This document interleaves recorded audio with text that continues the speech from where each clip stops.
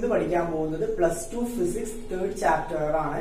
അതായത് current ഇലക്ട്രിസിറ്റിയിലെ second part video ആണ്. അപ്പൊ അതിൽ ആദ്യത്തെ ടോപ്പിക് ആണ് relationship between current and drift velocity. അപ്പൊ എന്താണ് ഡ്രിഫ്റ്റ് വെലോസിറ്റി തുടങ്ങിയ കാര്യങ്ങളെല്ലാം നമ്മൾ പ്രീവിയസ് പാർട്ട് വീഡിയോയിൽ ഇട്ടിട്ടുണ്ട്. സോ അത് കാണാത്തവരാണെങ്കിൽ ആ വീഡിയോ കാണാം. എന്നാൽ മാത്രമേ ഈ കൺസെപ്റ്റ് എല്ലാം മനസ്സിലാവത്തുള്ളൂ.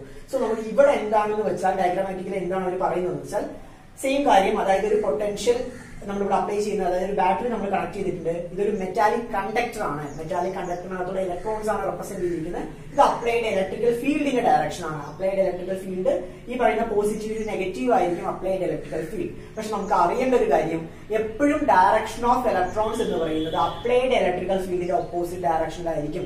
സോ ഫീൽഡിന്റെ ഡയറക്ഷൻ ഇതാവുമ്പോൾ ഇലക്ട്രോൺസിന്റെ ഡയറക്ഷൻ ഇതാണ്. സോ അത് വളരെ ഇമ്പോർട്ടന്റ് ആണ്. സോ ഇവിടെയുള്ള കറന്റ് ആണ് I, ഇവിടെയുള്ള പൊട്ടൻഷ്യൽ ആണ് V എന്ന് പറയുന്നത്. ഇവിടെയുള്ള കറന്റ് ആണ് I, പൊട്ടൻഷ്യൽ ആണ് V.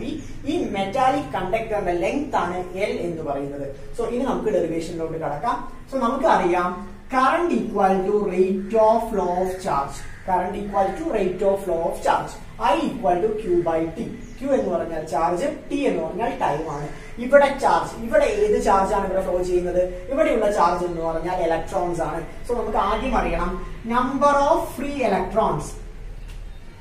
ഫ്രീ ഇലക്ട്രോൺസ് ആണ് ഇവിടെ ഫ്ലോ ചെയ്യുന്നത്. സോ നമ്പർ ഓഫ് ഫ്രീ ഇലക്ട്രോൺസിന്റെ ഇക്വേഷൻ എന്ന് വെച്ചാൽ ഇലക്ട്രോൺ ഡെൻസിറ്റിനെ N എന്ന് ഡിനോട്ട് ചെയ്യാം. Electron density into volume. Electron density into volume ആണ് ഇക്വേഷൻ. നമ്പർ ഓഫ് ഫ്രീ ഇലക്ട്രോൺസിന്റെ ഇക്വേഷൻ എന്ന് വെച്ചാൽ ഇലക്ട്രോൺ ഡെൻസിറ്റി ഇൻറ്റു വോളിയം ആണ് നമുക്ക് അറിയാവുന്ന ഇക്വേഷൻ. ഇവിടെയുള്ള വോളിയം ഈക്വൽ ടു ഏരിയ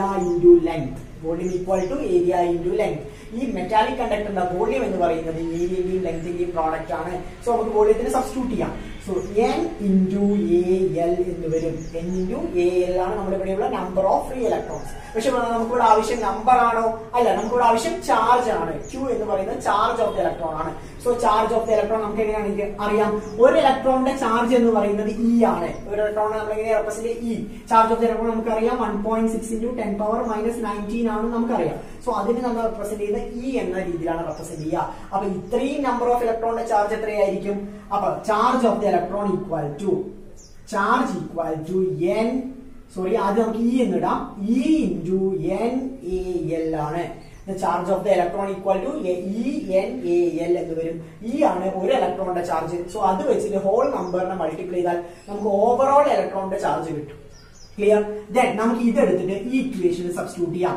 അപ്പൊ I equal to ENaL divided by time എന്ന് വരും. ENaL ഡിവൈഡഡ് ബൈ ടൈം എന്ന് വരും. സോ നമുക്കറിയാം ടൈമും വെലോസിറ്റി അല്ലെങ്കിൽ ടൈമും ഡ്രിഫ്റ്റ് വെലോസിറ്റി തമ്മിലുള്ള റിലേഷൻ എന്താണ്? നമുക്ക് നോർമലി അറിയാവുന്ന equation velocity equal to distance by time ആണ്. Velocity equal to distance by time ആണ്. Therefore time equal to distance by velocity ആണ്. ഡിസ്റ്റൻസ് ബൈ വെലോസിറ്റി ആണ് ടൈം എന്ന് പറയുന്നത്. ഇത് നമുക്ക് ജനറലി അറിയാവുന്ന ഇക്വേഷൻ ആണ്. പക്ഷെ ഇവിടെ ഉണ്ടാവുന്ന ഡിസ്റ്റൻസ് എത്രയാണ്? ഇലക്ട്രോൺസ് ഫ്ലോ ചെയ്യുന്ന ഡിസ്റ്റൻസ് എത്രയാണ്? ലെങ്ത് ഓഫ് ദ കണ്ടക്ടറിലല്ലേ ഇലക്ട്രോൺസ് ഫ്ലോ ചെയ്യുള്ളൂ. സോ ഇവിടെയുള്ള ഡിസ്റ്റൻസ് ആണ് സ്മോൾ l എന്ന് പറയാ. So time equal to L by V ആണ്. Time equal to L by V. ഇവിടെയുള്ള ഈ ടൈം പീരീഡ് നമുക്ക് എന്ത് സബ്സ്റ്റിറ്റ്യൂട്ട് ചെയ്യാം? L ബൈ V എന്ന് സബ്സ്റ്റിറ്റ്യൂട്ട് ചെയ്യാം. So E into NaL divided by L by V എന്ന് വരും. എല്ലും ക്യാൻസൽ ചെയ്യാതെ നമുക്ക് എല്ലും ക്യാൻസൽ ചെയ്തു. Therefore I ഈക്വൽ ടു ഇതിനൊന്ന് റീഅറേഞ്ച് ചെയ്താൽ NaEV എന്ന് കിട്ടും. ഇതാണ് കറന്റ് ഡെൻസിറ്റിയും ഡ്രിഫ്റ്റ് വെലോസിറ്റിയും തമ്മിലുള്ള റിലേഷൻ. ഇവിടെ V എന്ന് പറയുന്നതാണ് ഡ്രിഫ്റ്റ് വെലോസിറ്റി, I എന്ന് പറയുന്നതാണ് കറന്റ് ഡെൻസിറ്റി അല്ല current. I equal to NaEV എന്ന് കിട്ടും. ഇനി നമുക്ക് എങ്ങനെയാണ് കറന്റ് ഡെൻസിറ്റി ആയിട്ട് ഈ ഒരു ഇക്വേഷൻ നമുക്ക് റിലേറ്റ് ചെയ്യാൻ വേണ്ടി എളുപ്പമാണ്. അതായത് നമുക്ക് എന്താണ് കറന്റ് ഡെൻസിറ്റി എന്നറിയാം. Current density J equal to I by A ആണെന്ന് അറിയാം. Current density J equal to I by A ആണെന്ന് അറിയാം. I നമുക്കറിയാലോ. So J equal to I substitute ചെയ്യാം NaEV ഡിവൈഡഡ് ബൈ A എന്ന് വരും. J equal to NaEV divided by A എന്ന് വരും. ഈ NaEV എന്ന് വെച്ചാൽ I ആണ് നമ്മൾ ഓൾറെഡി കണ്ടുപിടിച്ചത്. ദെൻ നമുക്ക് Aയും ക്യാൻസൽ ചെയ്യാലോ. Therefore J equal to NeV എന്ന് വരും. ഇതാണ് കറന്റ് ഡെൻസിറ്റിയും ഡ്രിഫ്റ്റ് വെലോസിറ്റിയും തമ്മിലുള്ള റിലേഷൻ. ഇതാണ് കറന്റും ഡ്രിഫ്റ്റ് വെലോസിറ്റിയും തമ്മിലുള്ള റിലേഷൻ. ഈ റിലേഷൻസ് വളരെ ഇമ്പോർട്ടന്റ് ആണ്. ഡെറിവേഷൻ വൈസ് ചോദിച്ചില്ലെങ്കിലും പ്രോബ്ലം വൈസ് പല തവണ പരീക്ഷകളിൽ ചോദിക്കാറുള്ള ഡെറിവേഷൻ ആണ്. സോ ഇത് നന്നായിട്ട് പഠിക്കാം.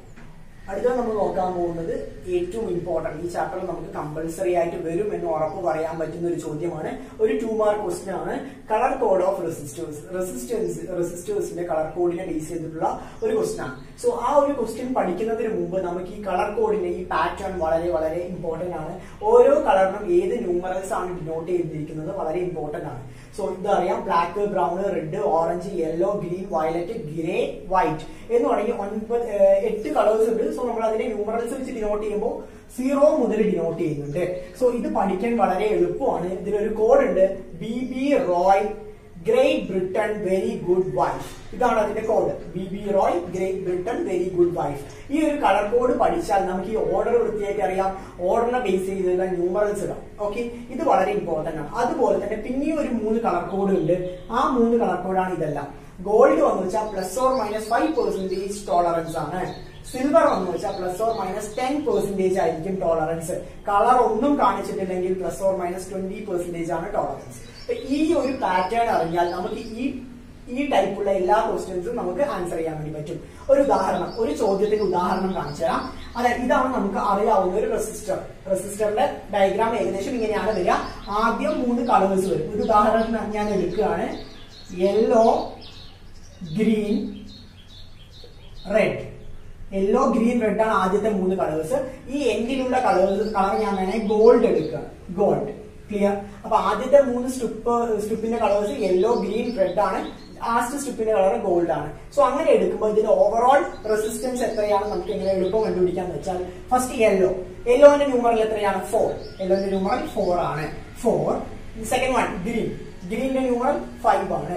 45 into 10 പവർ. 10ന്റെ പവറിലാണ് അടുത്ത വാല്യൂ നമ്മൾ എഴുതേണ്ടത്. റെഡിന്റെ എത്രയാണ്? 2 ആണ്. So 45 into 10 power 2 +or- last one gold ആണ്. ഗോൾഡിന്റെ ടോളറൻസ് എത്രയാണ്? +or-5%. +or-5%. ഇങ്ങനെയാണ് നമുക്ക് റെസിസ്റ്റൻസിന്റെ വാല്യൂ എഴുതേണ്ടത്. ഒരു എക്സാമ്പിൾ കൂടി നോക്കാം നമുക്ക്. അപ്പൊ ഒരു റെസിസ്റ്റൻസിന്റെ first 3 strip, last strip. Clear? So ആദ്യത്തെ 3 കളേഴ്സ് എന്ന് പറയുന്നത് റെഡ്, വയലറ്റ്, വൈറ്റ് ആണെന്ന് വെക്കാം. ദെൻ ലാസ്റ്റ് എൻഡിലുള്ളത് സിൽവർ ആണെന്ന് വെക്കാം. സോ നമുക്ക് എങ്ങനെ എഴുതാമെന്ന് പറഞ്ഞാൽ, ഫസ്റ്റ് റെഡിന്റെ ന്യൂമറൽ എത്രയാണ്? 2 ആണ്. അതുപോലെ തന്നെ വയലറ്റിന്റെ ന്യൂമറൽ എത്രയാണ്? 7 ആണ്. അപ്പൊ 27 into 10 power. 10 to the power ആണ് തേർഡ് കളർ എപ്പോഴും എഴുതേണ്ടത്. തേർഡ് കളർ വൈറ്റ് ആണ്. വൈറ്റിന്റെ എത്രയാണ് ന്യൂമറൽ? 9 ആണ്. 27 into 10 power 9 +or- last colour silver ആണ്. സിൽവറിന്റെ എത്രയാണ് ടോളറൻസ്? +or-10%. +or-10%. ഇങ്ങനെയാണ് നമുക്ക് റെസിസ്റ്റൻസിന്റെ വാല്യൂസ് എഴുതാം. ഇത് വളരെ വളരെ ഇമ്പോർട്ടന്റ് ആയ ക്വസ്റ്റ്യൻ ആണ്. പരീക്ഷകളിൽ പല തവണ ചോദിച്ചിട്ടുള്ള ഒരു ക്വസ്റ്റ്യൻ ആണ്. നമ്മൾ അടുത്തൊരു ടേമാണ് പഠിക്കാൻ പോകുന്നത്, സൂപ്പർ കണ്ടക്ടിവിറ്റി എന്ന് പറയുന്ന ടേമാണ്. നമുക്കറിയാം റെസിസ്റ്റൻസും ടെമ്പറേച്ചറും തമ്മിലുള്ള റിലേഷൻ നമുക്കറിയാം. കാരണം ഒരു കണ്ടക്ടറിന്റെ റെസിസ്റ്റൻസ് ടെമ്പറേച്ചർ കൂടുന്തോറും അതിന്റെ റെസിസ്റ്റൻസ് കൂടിക്കൊണ്ടിരിക്കും. സോ ടെമ്പറേച്ചറും റെസിസ്റ്റൻസും ശരിക്കും പറഞ്ഞാൽ ഡയറക്ട്ലി പ്രൊപ്പോർഷൻ തന്നെയാണ്. ടെമ്പറേച്ചർ കൂടുമ്പോൾ റെസിസ്റ്റൻസ് കൂടും. പക്ഷെ എന്താണ് സൂപ്പർ കണ്ടക്ടിവിറ്റി എന്ന് വെച്ചാൽ, നമ്മുടെ റെസിസ്റ്റൻസ് ടെമ്പറേച്ചർ കുറയും തോറും റെസിസ്റ്റൻസും കുറയുമല്ലോ, പ്രൊപ്പോർഷനിലാണ്. സോ ടെമ്പറേച്ചർ കുറയും തോറും റെസിസ്റ്റൻസിന്റെ വാല്യൂ കുറഞ്ഞുകൊണ്ട് വരും. At A particular temperature the resistance of some metals and alloys become 0. അതായത് ഒരു പെർട്ടിക്കുലർ ടെമ്പറേച്ചറിൽ ഈ പറയുന്ന മെറ്റൽസിന്റെയും അലോയ്സിന്റെയും റെസിസ്റ്റൻസ് 0 ആയി പോകും, അല്ലെങ്കിൽ റെസിസ്റ്റൻസ് വാനിഷ് ആയി പോകും. ആ ടെമ്പറേച്ചറിനെയാണ് ക്രിട്ടിക്കൽ ടെമ്പറേച്ചർ എന്ന് പറയുക. അങ്ങനെ 0 റെസിസ്റ്റൻസ് ഉള്ള മെറ്റീരിയൽസിനെയാണ് നമ്മൾ സൂപ്പർ കണ്ടക്ടേഴ്സ് എന്ന് പറയുക. ആ പ്രോപ്പർട്ടിനെയാണ് സൂപ്പർ കണ്ടക്ടിവിറ്റി എന്ന് പറയുക. സിമ്പിൾ ആയിട്ട് പറയുമ്പോൾ റെസിസ്റ്റൻസ് 0 ആയ മെറ്റൽസിനെയാണ് അല്ലെങ്കിൽ മെറ്റീരിയൽസിനെയാണ് സൂപ്പർ കണ്ടക്ടേഴ്സ് എന്ന് പറയാം. ആ ഒരു പെർട്ടിക്കുലർ പ്രോപ്പർട്ടിനെയാണ് സൂപ്പർ കണ്ടക്ടിവിറ്റി എന്ന് പറയാം. നോർമൽ സബ്സ്റ്റൻസിൽ സൂപ്പർ കണ്ടക്ടേഴ്സ് ആയിട്ട് മാറുന്ന ആ ട്രാൻസിഷൻ സ്റ്റേറ്റിനെയാണ് അല്ലെങ്കിൽ ട്രാൻസിഷൻ ടെമ്പറേച്ചറിനെയാണ് ക്രിട്ടിക്കൽ ടെമ്പറേച്ചർ എന്ന് പറയാം. ക്ലിയർ ആയോ? അപ്പൊ എന്താണ് സൂപ്പർ കണ്ടക്ടിവിറ്റി എന്ന് മനസ്സിലായി വിചാരിക്കുന്നു. അടുത്തൊരു ടോപ്പിക് എന്ന് പറഞ്ഞാൽ റെസിസ്റ്റേഴ്സിന്റെ കണക്ഷൻ ആണ്. നമുക്കറിയാം റെസിസ്റ്റേഴ്സ് 2 ടൈപ്പ് നമുക്ക് കണക്ട് ചെയ്യാൻ വേണ്ടി പറ്റും. സോ റെസിസ്റ്റേഴ്സ് ആദ്യം നമ്മള് സീരീസ് കണക്ഷനെ കുറിച്ച് നോക്കാം. റെസിസ്റ്റേഴ്സ് സീരീസ് ആയിട്ട് നമുക്ക് കണക്ട് ചെയ്യുന്നതിനെ കുറിച്ച് നോക്കാം. അതിന്റെ ഇക്വേഷൻ എങ്ങനെയാണ് വരിക എന്ന് നോക്കാം. അപ്പൊ റെസിസ്റ്റേഴ്സ് എങ്ങനെ നമുക്ക് സീരീസ് ആയിട്ട് കണക്ട് ചെയ്തിട്ട് അതിന്റെ ഇക്വേഷൻ നമുക്ക് എങ്ങനെ ഡിറൈവ് ചെയ്യാമെന്ന് നോക്കാം. സോ ഞാൻ ഇവിടെ 3 റെസിസ്റ്റേഴ്സ് വരച്ചിട്ടുണ്ട്, R1, R2, R3 എന്ന് പറയാം. ഇതൊരു സെല്ലാണ് അല്ലെങ്കിൽ ഒരു ബാറ്ററിയാണ്. ഒരു ബാറ്ററി 3 റെസിസ്റ്റേഴ്സിൽ കണക്ട് ചെയ്തിട്ടുണ്ട്. 3ഉം സീരീസ് കണക്ഷൻ ആണ്. സീരീസ് എന്ന് വെച്ചാൽ എങ്ങനെയാണ്, ഒരേ ലൈനിൽ ലീനിയർ ആയിട്ട് കണക്ട് ചെയ്യുന്നതിനെ നമ്മൾ എന്ത് പറയാം, സീരീസ് കണക്ഷൻ എന്ന് പറയാം. സോ നമുക്കറിയാം ഇവിടെ കൂടെ ഫ്ലോ ചെയ്യുന്ന കറണ്ട് എന്ന് പറയുന്നത് I ആണ്, പൊട്ടൻഷ്യൽ എന്ന് പറയുന്നത് V ആണ്. സോ അറിയേണ്ട ഒരു കാര്യം എന്ന് പറഞ്ഞാൽ ഇങ്ങനെ ഒരു സീരീസ് കണക്ഷനിൽ എപ്പോഴും കോൺസ്റ്റന്റ് ആയിട്ടുള്ള പാരാമീറ്റർ, സീരീസ് കണക്ഷനിൽ കോൺസ്റ്റന്റ് എന്ന് പറയുന്നത് കറണ്ട് ആയിരിക്കും. കറണ്ട് ആണ് സീരീസ് കണക്ഷനിൽ എപ്പോഴും കോൺസ്റ്റന്റ് ആയിരിക്കുക.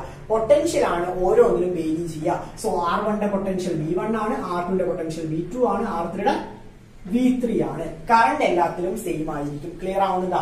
കാരണം സീരീസ് കണക്ഷൻ ആകുമ്പോൾ 3 റെസിസ്റ്റൻസിലൂടെ ഫ്ലോ ചെയ്യുന്ന കറണ്ടും സെയിം ആയിരിക്കും. സോ നമുക്ക് എഴുതാം, വേരിയിങ് പാരാമീറ്റർ എന്ന് വെച്ചിട്ടാണ് നമ്മൾ ഡെറിവേഷൻ സ്റ്റാർട്ട് ചെയ്യുക. V = V1 + V2 + V3, അതായത് ഓവറോൾ പൊട്ടൻഷ്യൽ അല്ലെങ്കിൽ overall voltage equal to individual വോൾട്ടേജിന്റെ സം ആയിരിക്കും. സോ നമുക്കറിയാം V = IR according to Ohm's law. Ohm's law അനുസരിച്ച് നമുക്കറിയാം V = IR ആണെന്ന്. സോ V1 വരെ നമുക്ക് സബ്സ്റ്റിറ്റ്യൂട്ട് ചെയ്യാം. സോ V1 പകരം I1 R എന്ന് എഴുതാം, R1 എന്ന് എഴുതാം. V2 പകരം I2 R2 എന്ന് എഴുതാം. V3 പകരം I3 R3 എന്ന് നമ്മൾ സബ്സ്റ്റിറ്റ്യൂട്ട് ചെയ്യാം. നമുക്കറിയാം ഒരു സീരീസ് കണക്ഷനകത്ത് കറണ്ട് എല്ലാം same ആയിരിക്കില്ലേ. I = I1 = I2 = I3 ആയിരിക്കും. കാരണം I1ഉം I2ഉം I3യും സെയിം ആയിരിക്കും. അതിന് നമുക്ക് ജനറലി എങ്ങനെ പറയാം, I എന്ന് ഡിനോട്ട് ചെയ്യാം. സോ ഇവിടെയുള്ള I1 I2 നമുക്ക് I എന്ന് ഡിനോട്ട് ചെയ്യാം. So V = IR1 + IR2 + IR3 എന്ന് നമുക്ക് എഴുതാം. ക്ലിയർ? I എന്ന് പറയുന്ന ടേം എല്ലാം സെയിം ആയത് കാരണം, സീരീസ് കണക്ഷന്റെ കറണ്ട് സെയിം ആയത് കാരണം I എന്ന് ഡിനോട്ട് ചെയ്യാണ്. ദെൻ നമുക്ക് LHS നമുക്ക് എങ്ങനെ എഴുതാം, IR എന്ന് എഴുതാം Vക്ക് പകരം. So IR = IR1 + IR2 + IR3 എന്ന് നമുക്ക് എഴുതാം. IR = IR1 + IR2 + IR3. ഈ റൈറ്റ് സൈഡിലുള്ള I നമുക്ക് കോമൺ ആയിട്ട് വെളിയിൽ എടുക്കാം. സോ IR = I കോമൺ ആയിട്ട് വെളിയിൽ എടുത്തിട്ട് വരും R1 + R2 + R3 എന്ന് വരും. ക്ലിയർ? അപ്പൊ IR = I × R1 + R2 + R3 എന്ന് വരും. I ക്യാൻസൽ ചെയ്യാലോ. therefore R = R1 + R2 + R3 എന്ന് വരും.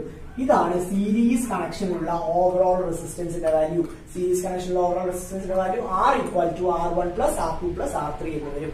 ഓക്കെ, അപ്പൊ സീരീസ് കണക്ഷൻ എന്താണെന്ന് മനസ്സിലായി വിചാരിക്കുന്നു. ഇനി നമുക്ക് എങ്ങനെയാണ് പാരലൽ കണക്ഷന്റെ ഡെറിവേഷൻ നോക്കാം. പാരലൽ കണക്ഷനിൽ ഓവറോൾ റെസിസ്റ്റൻസ് എങ്ങനെ കണ്ടുപിടിക്കാമെന്ന് നോക്കാം. സോ പാരലൽ കണക്ഷന്റെ ഡയഗ്രാമും ചെറിയൊരു വ്യത്യാസമുണ്ട്. സോ അത് വരയ്ക്കാം. സോ നമ്മുടെ പാരലൽ ആണ് കണക്ഷൻ എങ്കിൽ നമ്മൾ വരയ്ക്കേണ്ടത് ഒന്നിതായ ഒന്നായിട്ടാണ് റെസിസ്റ്റൻസ് എപ്പോഴും വരയ്ക്കുക പാരലലിന്റെ കേസിൽ. സോ പാരലലിന്റെ കേസിൽ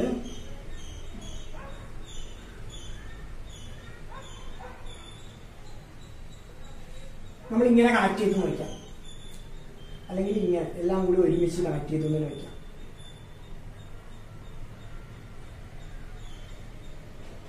ഓക്കെ, ഇങ്ങനെ പാരലൽ ആയിട്ട് ഒന്നിന് താഴെ ഒന്നായിട്ട് റെസിസ്റ്റൻസ് കണക്ട് ചെയ്തു എന്ന് വയ്ക്കാം. അപ്പൊ ആദ്യത്തെ റെസിസ്റ്റൻസിന് R1, രണ്ടാമത്തെ R2, R3.